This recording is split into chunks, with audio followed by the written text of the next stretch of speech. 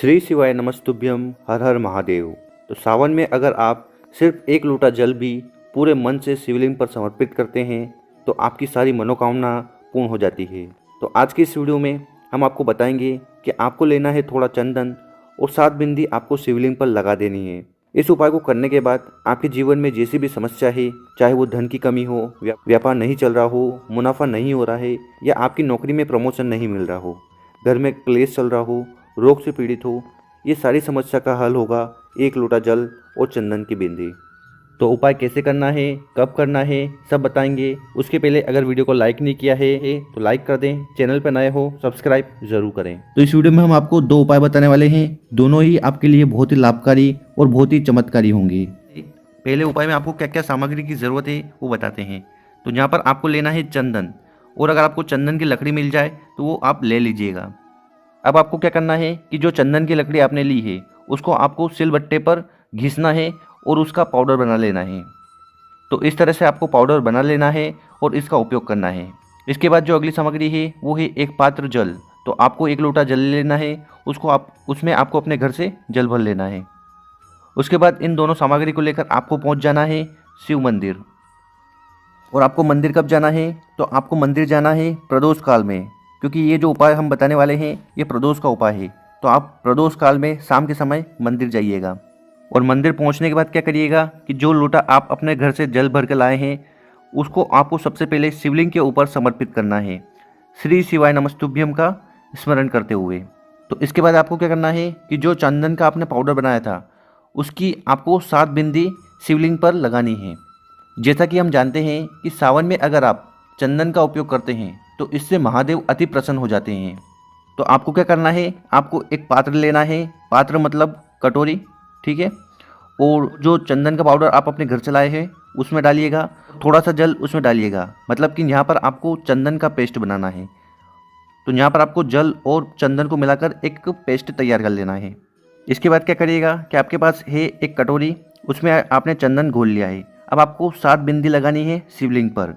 और ध्यान रखिएगा कि जब आप शिवलिंग पर बिंदी लगाएं तो आपको अपनी अनामिका जो उंगली होती है उससे आपको शिवलिंग पर बिंदी लगानी है। अब बहुत सारे को नहीं पता होगा कि अनामिका उंगली क्या होती है।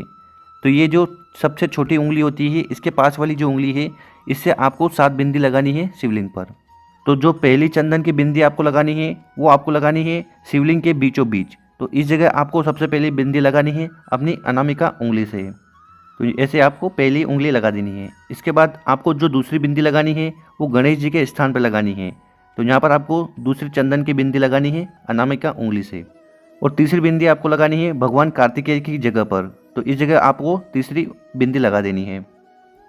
और चौथी बिंदी आपको लगानी है माता अशोक सुंदरी वाली जगह पर। और आपको पता होगा कि माता अशोक सुंदरी जी भोलेनाथ जी की सबसे छोटी बेटी है और प्रिय बेटी है। तो आपको चौथी बिंदी यहाँ पर लगा देनी है। और इसके बाद जो 5वीं बिंदी आपको लगानी है वो लगानी है इस जगह, मतलब कि जहाँ पर जलाधारी खत्म हो रही है, जहाँ पर आपको 5वीं बिंदी लगानी है।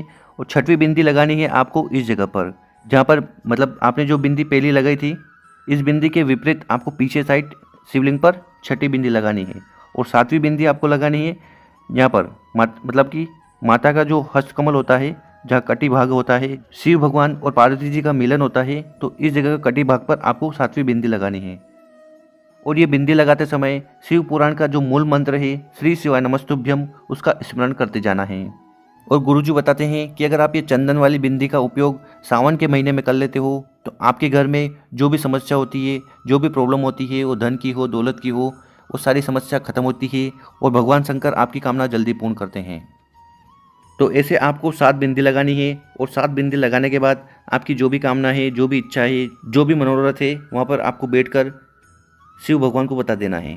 और ये उपाय करते समय आपका जो फेस होगा वो नॉर्थ डायरेक्शन में होना चाहिए, मतलब कि उत्तर दिशा की तरफ। इसी के साथ जो दूसरा वाला उपाय है वो जान लेते हैं।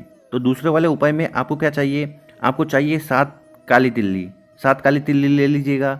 इसके बाद आपको चाहिए एक काली मिर्ची, एक काली मिर्ची ले लीजिएगा। इसके बाद आपको चाहिए कुछ इस प्रकार का एक पात्र ले लेना और इसमें आपको अपने घर से ही जल भर लेना।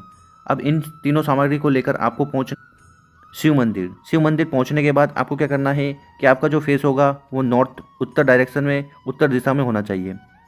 इसके बाद जो 1 लोटा जल आप अपने साथ लेकर आए हो उसको सबसे पहले समर्पित करना है शिवलिंग के ऊपर और श्री शिवा नमस्तुभ्यम का स्मरण करना है। तो इतना उपाय कर लीजिएगा। उसके बाद और इसके साथ जो आप अपने साथ 7 काली तिल ली और 1 काली मिर्ची लाए हैं उसको आपको अपने हाथ में रखना है और हाथ में रखते समय श्री शिवा नमस्तुभ्यम का स्मरण करना है और मन में जो भी कामना है, जो भी इच्छा है, जो भी समस्या है उसका ध्यान करते हुए शिव भगवान को वो काली मिर्ची और 7 तिल के दाने समर्पित कर देना है। और फिर कामना करना है कि आपके जीवन में जो भी समस्या है, जिस भी कारण से हो, वो चाहे धन की समस्या हो, दौलत की समस्या हो, तो वो सारी कामना आपको शिव भगवान को बताकर आ जाना है।